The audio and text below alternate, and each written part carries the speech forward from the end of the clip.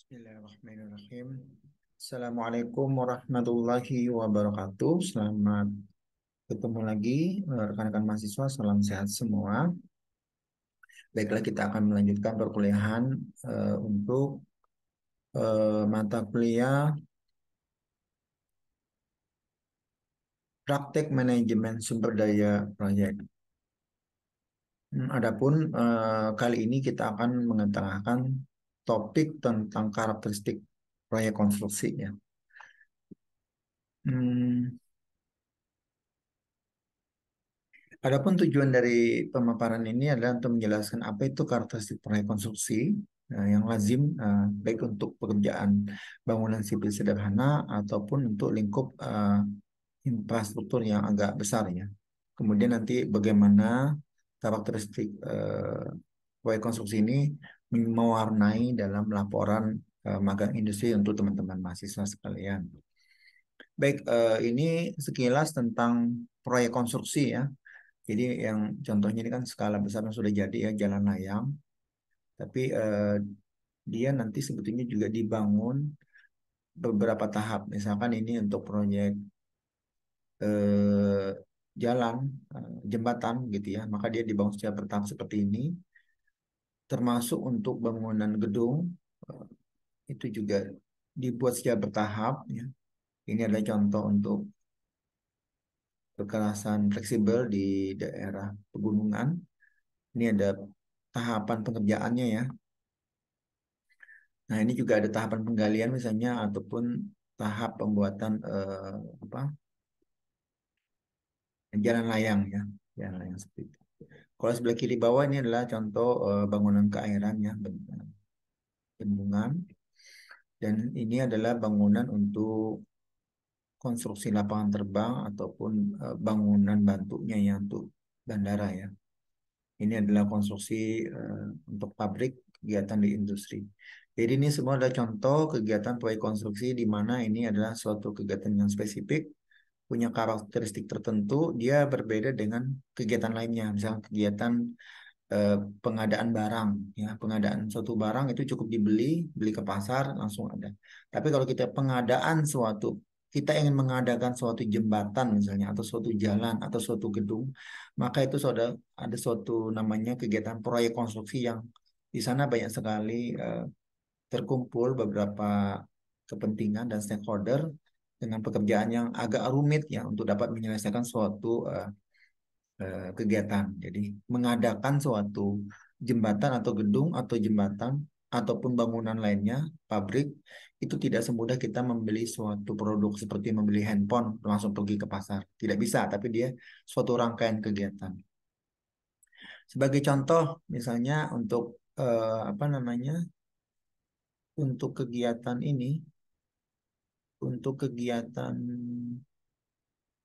pengadaan jembatan ini misalnya, itu tidak semudah itu ya. Jadi kalau misalkan ada terjadi masalah seperti ini, maka itu dia tidak bisa diklaim ke suatu apa namanya toko atau pabrik kenapa ini rusak masih garansi dan sebagainya. Tapi dia merupakan suatu rangkaian. Kita juga tidak tahu apakah ini karena pekerjaan yang salah atau karena bencana ya atau di luar perhitungan. Nah, ini contoh beberapa kegagalan konstruksi, misalkan untuk jembatan, ini untuk gudang ya, yang ada beberapa yang atapnya terbengkalai, tidak tahan menahan tekanan angin misalnya, ataupun badan jalan yang rusak karena terjangan air seperti itu, ataupun bangunan irigasi yang kebetulan itu apa namanya, kebetulan dia eh, tidak mampu menahan aliran air ya seperti itu.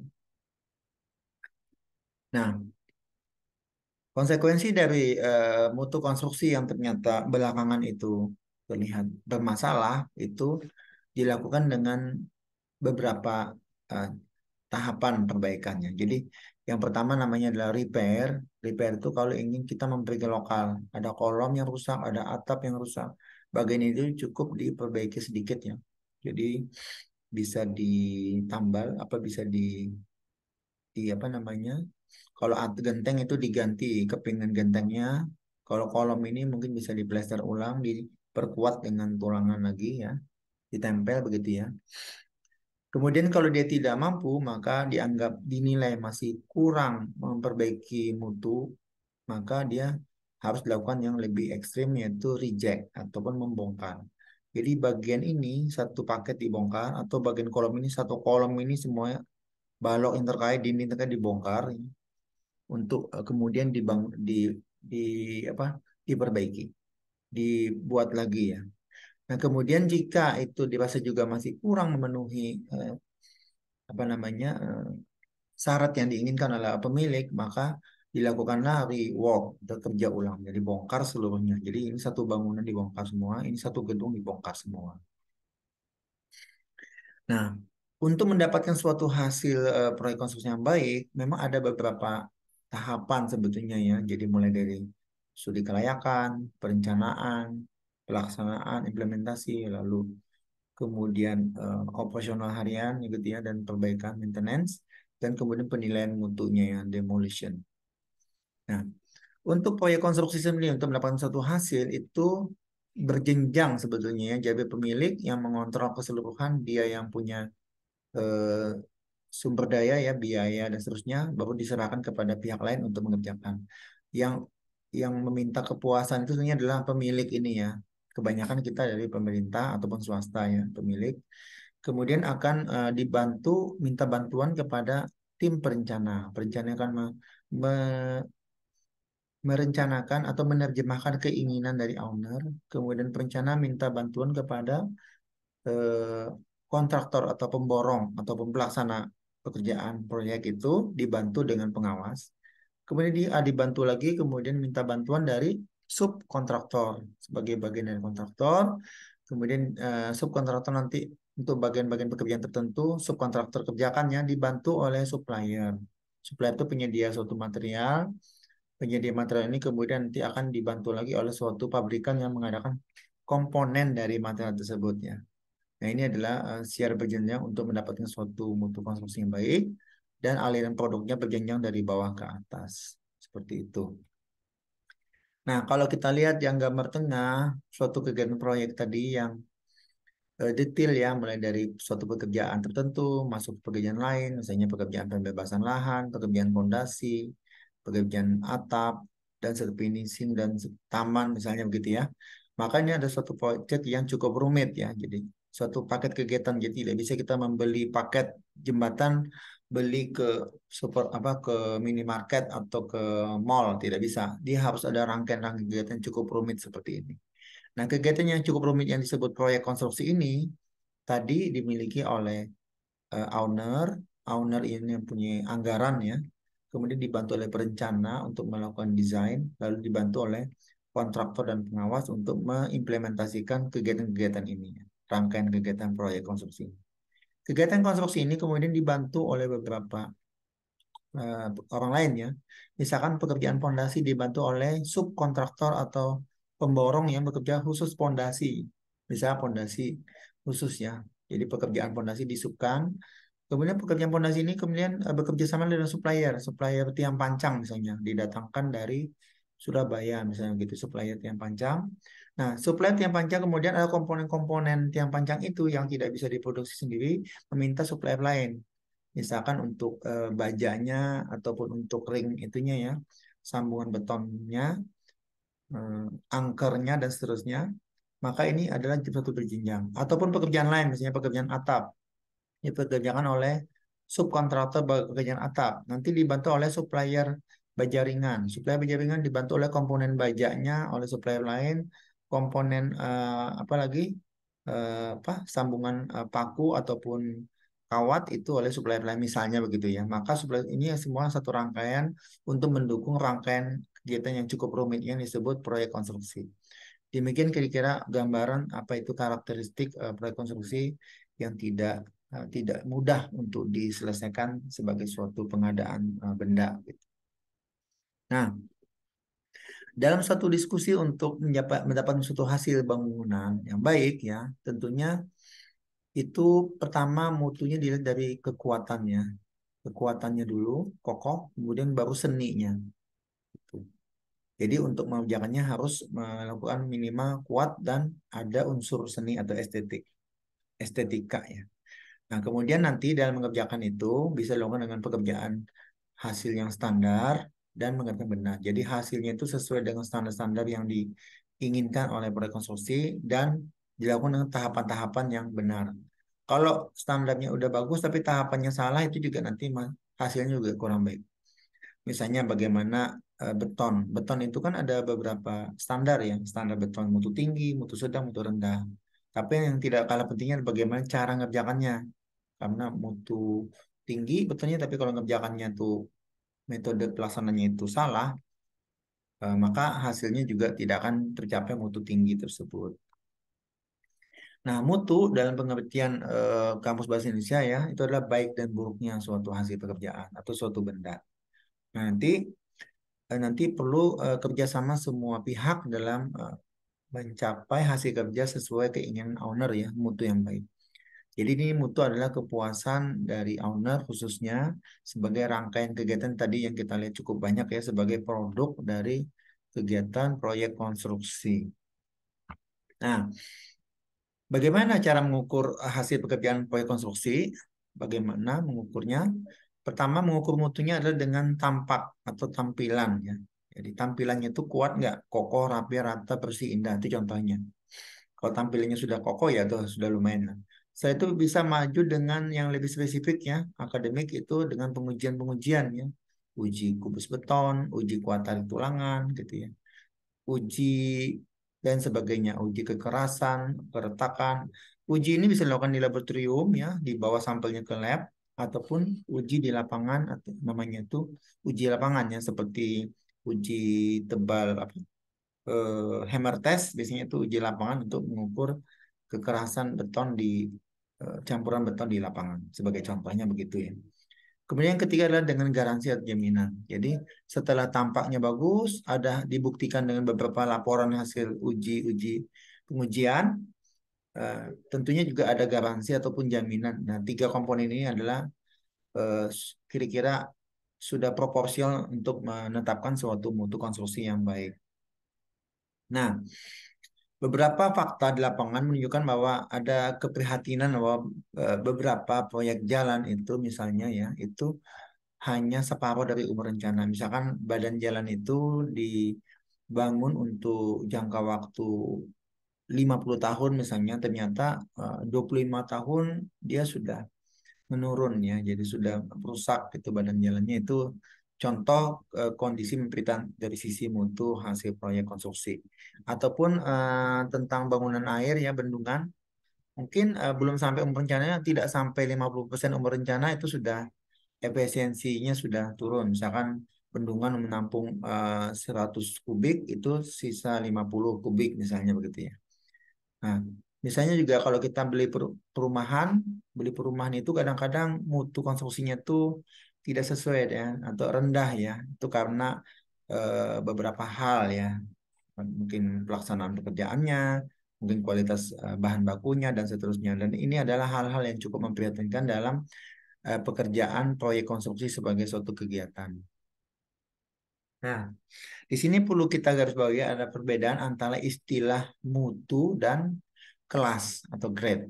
Mutu itu adalah tingkatan. Jadi mutu itu adalah apa namanya baik buruknya ya suatu hasil pekerjaan proyek konstruksi. Sedangkan kelas atau grade itu adalah kategori. Jadi pengkategorian suatu produk. Misalnya kayu ya, kayu kelas 1, kayu kelas 2, beton, beton kelas 1, beton kelas 2 ya.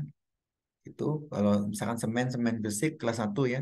Semen tonasa misalnya kelas kedua misalnya begitu. Itu jadi grade. Beda sekali dengan mutu. Kalau mutu itu adalah memang hasilnya yang baik atau tidak. Kalau grade itu adalah kategorinya dia masuk kelas A, kelas B, kelas C, kelas 1, kelas 2, kelas 3. Nah, mutu itu yang rendah tentunya akan jadi masalahnya. Gitu. Jadi kalau mutunya rendah berarti buruk ya hasil pekerjaan proyek konstruksinya maka akan jadi masalah. Tapi kelas atau grade yang rendah belum tentu dia jadi masalah. Memang dia misalnya untuk eh, campuran beton untuk dinding plester misalnya ya ataupun untuk lantai kerja. Memang dia kelasnya kelas rendah gitu. Tidak pakai butuh beton tinggi karena memang memang peruntukannya seperti itu. Jadi mutu rendah belum tentu dia jadi masalah. Tapi dalam hal tertentu memang grade rendah, kelas rendah itu dipasang di bangunan, di bagian konstruksi yang penting vital seperti kolom, dipasang dengan grade rendah, kelas rendah, campuran betonnya tentunya memang akan jadi masalah. Tapi sekali lagi mutu rendah automatically berarti menjadi masalah. Tapi kalau kelas atau grade yang rendah bisa jadi masalah, bisa juga tidak. Intinya belum tentu jadi masalah. Itu perbedaan antara terminologi mutu dan grade atau kelas. Ini contoh beberapa eh, pengaturan grade atau kelas ya, kayu kelas 2, kelas 3, kelas 4 itu diatur sedemikian rupa ya. Nah, ini kemudian itu kalau tadi itu grade ya atau kelas kayu. Sekarang bagaimana dengan mutu? Jadi kalau mutu itu mutu pekerjaan, hasil pekerjaan itu ditentukan oleh pertama kualitas atau mutu bahan bakunya, yang kedua adalah dengan cara pengerjaannya. Misalnya begini, kita sudah menerapkan mutu bahan bangunan yang cukup tinggi, pasir kelas satu ya, misalnya pasir rantau, apa nih, batu pecahnya ataupun kerikilnya itu dari Palu juga nomor satu, semennya semen Gresik, semen nomor satu, airnya air yang bisa diminum ya, air yang nomor satu juga.